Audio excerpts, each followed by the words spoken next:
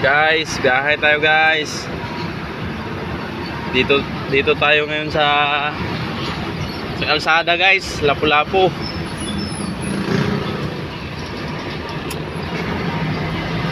Tayo guys, liliko tayo dyan guys.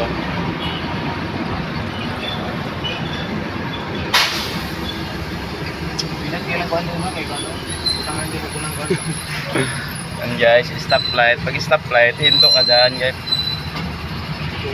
Baka ano ka, baka makadisgrasya ka o madisgrasya ka. Daming sasakyan guys. Laki ng sasakyan natin guys. Oh, tignan mo guys, yung sa baba. Yung sa baba ng truck, hindi makikita yan. Doon lang oh, sa salamin oh. Yan lang yung ano, tinitignan namin oh. Sa mga truck driver guys. Doon din guys oh, salamin lang din oh. Ayan oh, liko tayo guys. Tayo liliko guys oh. Lulubo, kailangan lumubo eh. Lubo oh, signal, naka-signal tayo. Makulit pa rin oh. Makulit pa rin guys.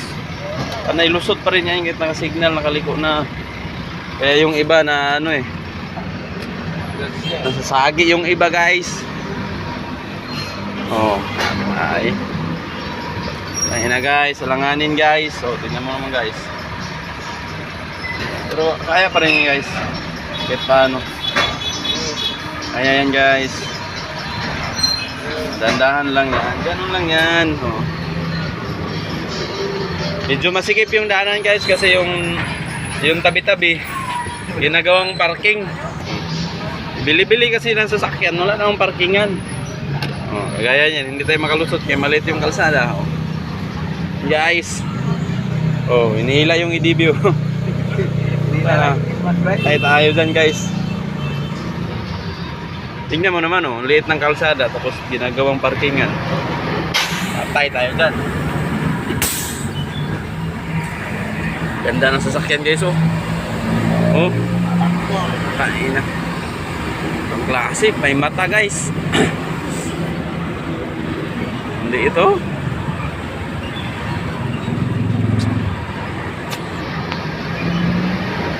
Oh, dapat ito pinagtutuwing na to guys. Wala yun, hindi makasalubong ng maayos. Ano naman oh. Sikip ng daan, ang dami oh. May tuwing naman dito. Wala. Dapat linisin to dito eh.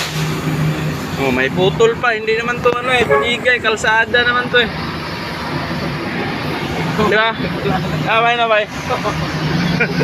Okay, so ginagawang paradahan eh. Mga mayayaman na mapipira, wala namang may pambili sa sakyan, walang pambili garahe, you know. Bigyan sikip. Okay guys, dito lang guys.